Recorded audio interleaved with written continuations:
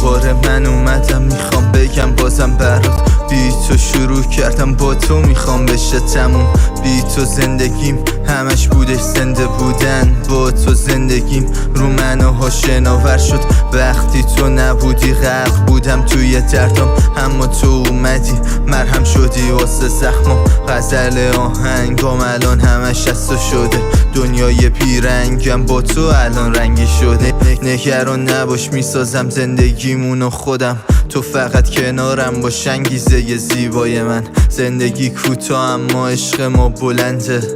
قلب من کناره چشمات میخنده ستاره و بیدار میشن صدای خندت تو گوشم تو شدی لیلیم انگار منم شدم مجنونتم تاریکی تموم شد دلم شدش اسیر تو دستات شروع بود تنتم شد راوی من وقتی تو کنارمی ذوق دارم واسه کارم انگار که تازه به دنیا اومدم توی دنیام نبضمم کنار تو میزنه همش مرتب هر روزم میگذره و منم میشم عاشق‌تر همه حسود شدن افتادن از چشمم بدتر فقط توی که هر شب میبینم توی تختم فکرشم سخته اگه نرسیم یه روز به هم حسودا زیادن و تلاشاشون همه چپم اومدم تو زندگی تا که ثابت کنم بهت میسازم همون جوری که همش قول میدم بهت همه چی خوشبو میشه مثل بوی عطر تنت دنیامون شیرین میشه مثل طعم خوب لبت تا وقتی هستی پیشم سختی معنایی نداره